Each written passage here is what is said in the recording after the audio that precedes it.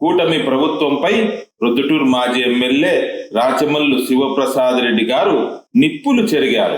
ఆంధ్రప్రదేశ్ రాష్ట్రానికి ప్రక్కనున్న కర్ణాటక, తెలంగాణ కంటే మన ఏపీలోనే పెట్రోల్, డీజిల్ రేట్లు ఎందుకు ఎక్కువ? నిన్న మొన్నటి దాకా 300 రూపాయలు వచ్చిన కరెంటు బిల్లు ఈరోజు ఏకంగా 1200 రూపాయలు దాటిపోయింది. ఉప్పు, పప్పు, నూనె ఏది ముట్టుకున్నా మంటలే. రాష్ట్రంలో అభివృద్ధి ఎక్కడేసిన గొంగలి అక్కడే అనే చందంగా ఉంది. కానీ రెడ్ బుక్ రాజ్యాంగం తెచ్చి ప్రజాస్వామ్యాన్ని చంపేశారు.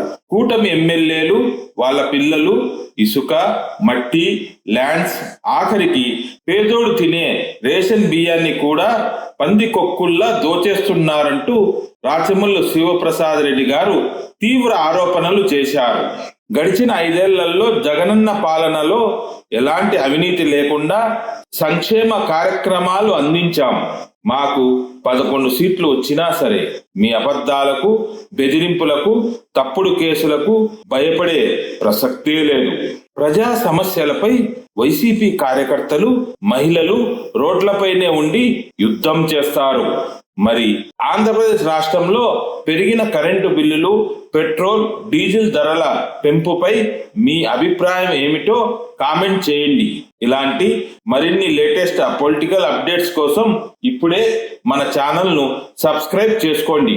కూటమి ప్రభుత్వం ఏర్పడి 2 సంవత్సరాలు అయింది. 2 సంవత్సరాల కంటే ముందు ఈ 3 పార్టీల కలయిక జరిగే సందర్భంలో రాష్ట్ర ప్రజలకి వీళ్ళు చెప్పిన మాటలు ఒకటి, పరిపాలన గెలిచిన తర్వాత చేస్తా ఉండేది ఒకటి. చెప్పిన మాటలకు ఇప్పుడు చేస్తా ఉండే పరిపాలనకు ఏమాత్రం పొంతన లేదు. చంద్రబాబు నాయుడు గారి వైఖరి రాష్ట్ర ప్రజలనే గమనించమని అడుగుతా ఉన్నాం. మేము ఒకసారి కేవలం మేము ప్రతిపక్షంలో ఉన్నాం కాబట్టి చంద్రబాబు నాయుడు ప్రభుత్వం మీద దురద కలిగి మేము వచ్చి నిరసన చేస్తా ఉన్నామా, లేకుంటే ఈ రాష్ట్ర ప్రజలకు వారు ఇచ్చిన హామీలను నెరవేర్చకుండా తీవ్రమైనటువంటి అసౌకర్యాన్ని, బ్రతుకు భారాన్ని కల్పిస్తా ఉంటే ప్రజల కోసం వచ్చి మేము ఈ పోరాటం చేస్తున్నాం అనే సత్యాన్ని ప్రజలు గమనించాలని విజ్ఞప్తి చేస్తా ఉన్నాను.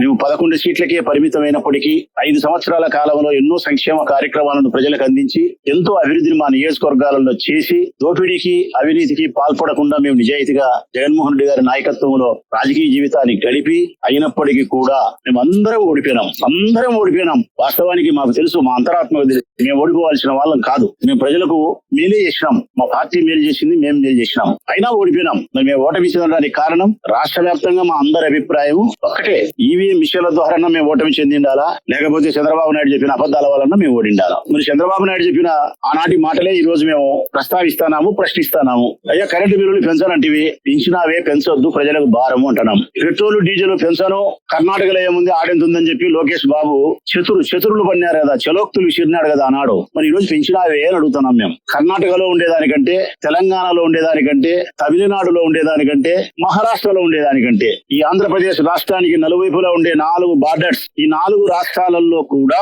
ఆంధ్రప్రదేశ్ రాష్ట్రంలో ఉండే ధరల కంటే చాలా తక్కువ ఉంది. డీజిల్, పెట్రోల్ ధరలు పెంచనని చెప్పి ఇంత ధరలు పెంచితే భారం కాదా ప్రజలకు? దీనివల్ల నిత్యావసర వస్తువుల ధరలన్నీ పెరగవా?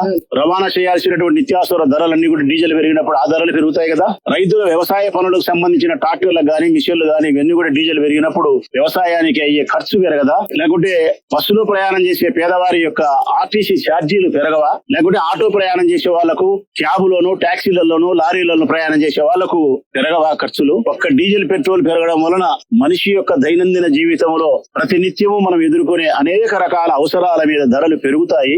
మానవుని యొక్క జీవితంలో బడ్జెట్ వాడు పెట్టాల్సిన దానికంటే ఎక్కువ పెట్టాల్సిన పరిస్థితి వస్తుంది. ఇది పేద మధ్యతరగతి వర్గాలకు అధికమైనటువంటి భారం జీవితం. మరి ఇవన్నీ తెలిసి ఎందుకు పెంచిరావు చంద్రబాబు నాయుడు అని అడుగుతున్నాం మేము. ఎందుకు పెంచిరావు అనే దానికంటే ముందు ఎందుకు అట్లా చెప్పి ఓట్లు వేసుకొని నీ అవసరం తీరిన తర్వాత ఎందుకు వీళ్ళందరినీ గాలికి వదిలేసిరావు అని అడుగుతున్నాం. నిజంగా మర్యాదస్తునివే అయితే, మానం, రోషం, గౌరవం, మర్యాద కలిగిన వానివే అయితే గనా ఈ రీతిలో నువ్వు బ్రతకవు, ఈ రీతిలో నువ్వు పరిపాలన చెయ్యవు. నీ మాట ఒకటి, నీ చేతలు ఒకటి. నువ్వు చెప్పింది ఏనాడు చెయ్యవు, నువ్వు చేసేది ఏనాడు చెప్పవు. నీ జీవితం అంతా, రాజకీయ జీవితం అంతా మోసాలతోనూ, అబద్ధాలతోనూ కుట్రలతోనూ కుతంత్రాలతోనూ జెండాలు జతకట్టడంతోనూ ఒకసారి జుట్టు పట్టుకోవడము, ఒకసారి ఒక పార్టీ కాళ్ళు పట్టుకోవడము. దిగసారిపోయినటువంటి నీ రాజకీయ జీవితంలో 4 సార్లు ముఖ్యమంత్రి కాగలిగినావు, కానీ నీ వ్యక్తిత్వం మాత్రం పాతాళలోకానికి పడిపోయింది. నీ వ్యక్తిత్వం మాత్రం ఫీజు రియంబర్స్మెంట్ ఎక్కడుందో కనపడలే. ఆరోగ్యశ్రీ లేక ఎంతమంది సస్తున్నారో ఎంతమంది బతుకుతున్నారో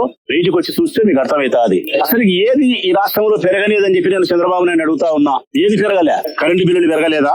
నిత్యావసర వస్తువుల ధరలు పెరగలేదా? డీజిల్ పెట్రోల్ ధరలు పెరగలేదా? చెప్పండి ఒకసారి మీరే. ఏవి పెరగలే? అవినీతి పెరగలేదా? దోపిడీ పెరగలేదా? హింస పెరగలేదా? స్త్రీలపై మానభంగాలు, హత్యలు పెరగలేదా? రెడ్ బుక్ రాజ్యాంగం వలన ప్రజాస్వామ్యం 100కు 100% చనిపోయింది. కక్షలు కార్పణ్యాలు పెరిగినాయని అంగీకరించలేరా? ఫీజు రియంబర్స్మెంట్ పోయింది. నువ్వు చెప్పిన సంక్షేమ పథకాలు పోయినాయి. జగనిస్తానన్న సంక్షేమ పథకాలు లేవు. నువ్వు చెప్పిన సూపర్ 6 లేదు.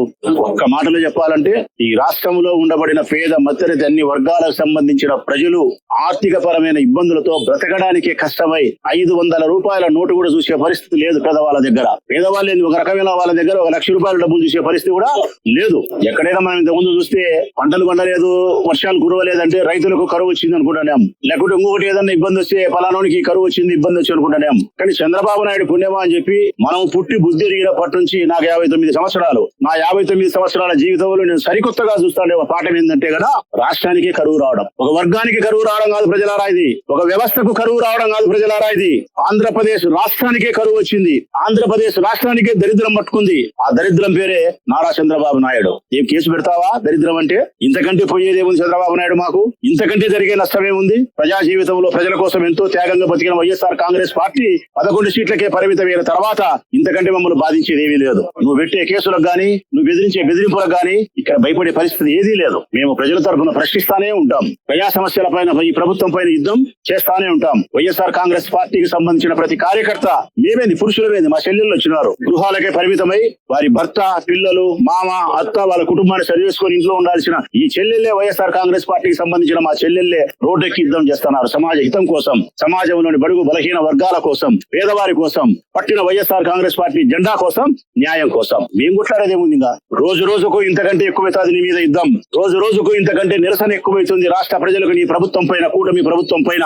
అసలు నువ్వు తట్టుకోలేని పరిస్థితి వస్తాది. ఈ రోజు రాష్ట్రంలో, దేశంలో ఎండలు తీవ్రంగా ఎంత ఉన్నాయో ఇంతకంటే 2 తీవ్రంగా ప్రజా ఆగ్రహాన్ని కూటమి పాలన, కూటమి ప్రభుత్వం చూసే రోజు వస్తుందని కూడా చంద్రబాబు నాయుడుకి హెచ్చరిక చేస్తా ఉన్నాం. మేము డిమాండ్ చేస్తున్నాం వైఎస్ఆర్ కాంగ్రెస్ పార్టీ వైపు నుంచి పెంచిన పెట్రోల్, డీజిల్ ధరలు వెంటనే తగ్గించాలా. ఎన్నికల కంటే మీరు ఇచ్చిన హామీలు నిలబెట్టుకునే క్రమంలో ప్రకారం ఒక్కసారి కూడా డీజిల్, పెట్రోల్ ధరలు పెరగకుండా చూసుకోవాల్సిన బాధ్యత ఈ ప్రభుత్వానికి ఉంది. కరెంటు బిల్లులు పెంచాలని చెప్పినావు. ఈ రోజు ఎండలకాలం వచ్చింది. నీ ఇష్టం. ఇక్కడ ఉండే మా వాళ్ళందరూ కూడా ధనవంతులు ఎవరు లేరు. 4-5% ఏమన్నా ఉండారు, ఎంతో ఇంతో డబ్బు ఉండేవాళ్ళు. 4-5%. తక్కిన 95 మంది వీళ్ళల్లో ఉండేవారు పేదవారు, మధ్యతరగతి వారు.